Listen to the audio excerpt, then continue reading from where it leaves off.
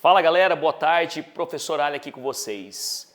A aula de hoje, o recado que eu tenho para vocês é sobre gêneros textuais, tá?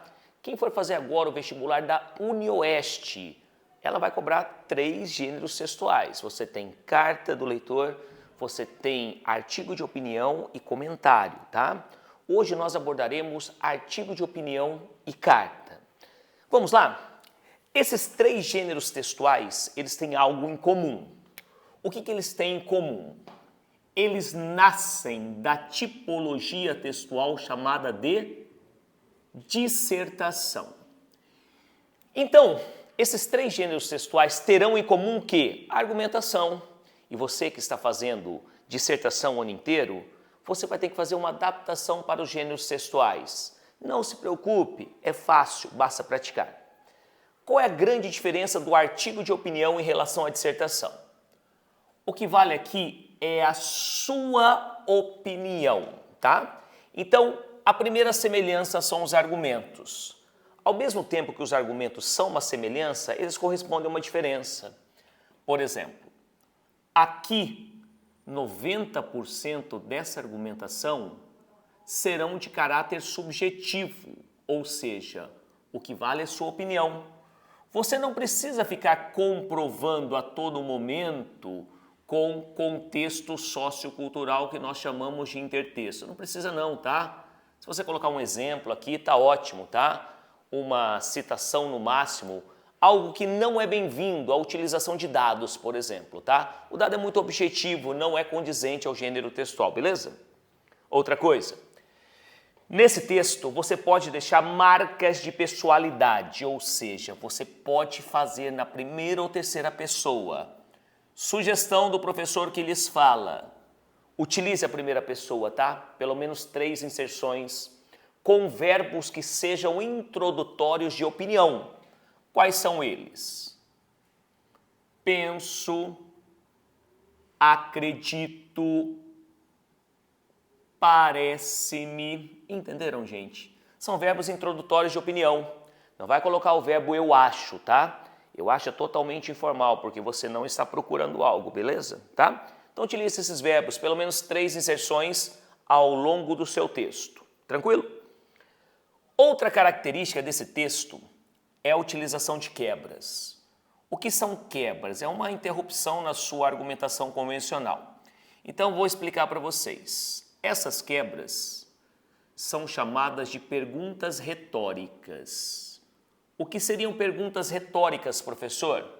São perguntas que você lança no seu texto e elas não terão resposta. Elas farão com que o leitor suscite um rol de argumentação, beleza? A partir delas, 2 quebras por texto, eu já vou exemplificar como fazê-las, tá? E o artigo de opinião, você pode utilizar a linguagem figurada.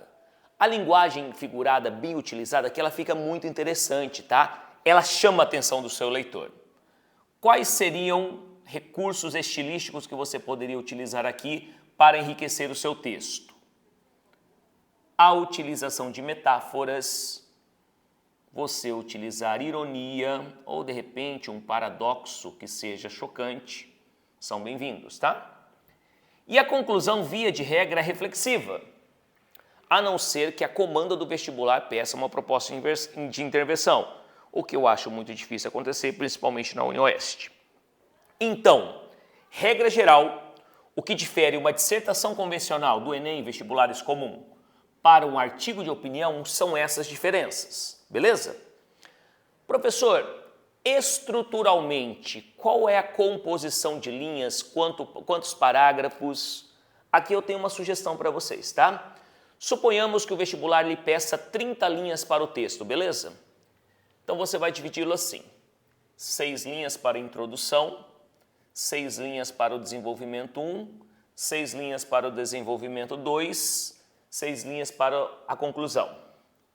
2 linhas para a quebra 1, 2 linhas para a quebra 2, totalizando 28 linhas, e o título que não deve faltar no seu texto, sempre o último a ser utilizado.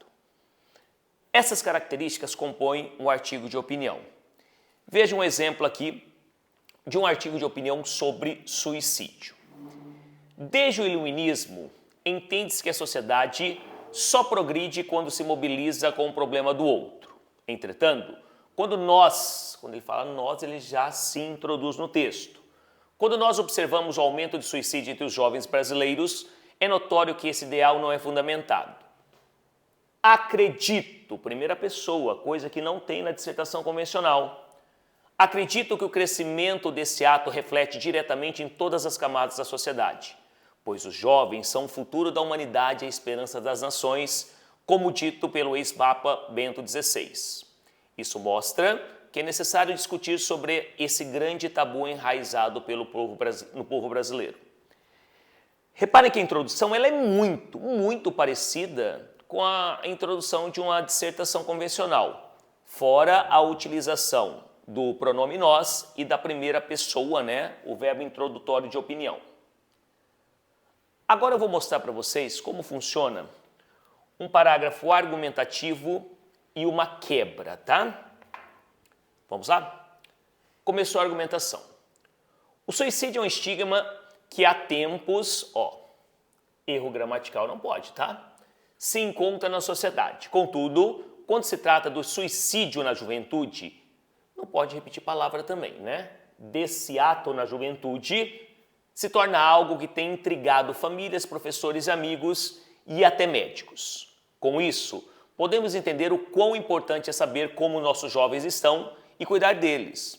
Segundo alguns especialistas, a causa de tal decisão está associada à depressão, abuso no consumo de álcool e drogas, além de questões interpessoais, abuso, violência doméstica, bullying e violência sexual. Por isso, a importância do cuidado com jovens e adolescentes. Por que eu trouxe esse texto sem correção? Para mostrar que, apesar de ser uma argumentação um pouquinho mais leve, você não pode ter descuido com a gramática, você vai perder ponto, tá? E nesse parágrafo, seria muito interessante ele colocar aqui, bem aqui, quer ver? Parece-me que questões interpessoais colocaram um verbo introdutório para dar a característica de um artigo de opinião. Vejam como funciona a quebra. A minha sugestão é que você faça a quebra sempre ao final do seu parágrafo argumentativo. Como são 2 parágrafos de argumentação, nós teremos 2 quebras. E eu sugiro ao meu aluno que ele abra uma paragrafação para fazê-la. Seria um parágrafo menor. Primeiro ele traz uma afirmativa e depois uma pergunta. E essa afirmativa e essa pergunta sempre serão embasadas naquilo que foi escrito. Vejam, entendemos o tamanho e a proporção desse problema e que é necessário intervir. Mas o que realmente tem tirado o brilho e a vontade de viver dessas pessoas? Ele jogou essa pergunta eu vou chamá-la de quebra. Em nenhum momento do texto ele irá respondê-la, tá? Então essas são características de um artigo de opinião. Elas são muito próximas a de um texto dissertativo, salvaguardando essas diferenças aqui. A inserção da primeira pessoa, uma argumentação subjetiva, o uso de quebras. Se você conseguir colocar uma linguagem figurada para enriquecer, e a conclusão, via de regra, reflexiva. Vamos à conclusão desse tema, a retomada. A conclusão, ele não vai colocar uma intervenção. Ele vai retomar aquilo que foi dito no texto, talvez com uma leve sugestão. Vejam. Deve-se, portanto, entender que o cuidado para com os jovens é fundamental na atual conjuntura que vivemos, sendo eles acompanhados de profissionais como psicólogos e também pela família ou responsável. Além disso, devemos colocar em prática o pensamento iluminista, atingindo, assim, uma sociedade melhor. Conclusão reflexiva, você retoma a tese que você iniciou o seu texto. Artigo de opinião, texto que nasce da dissertação, texto mais leve porque não tem tanta carga sociocultural e que você pode deixar marcas de autoria, tá? Na UniOeste, em alguns vestibulares específicos, cobra-se esse gênero textual. Espero que você tenha gostado.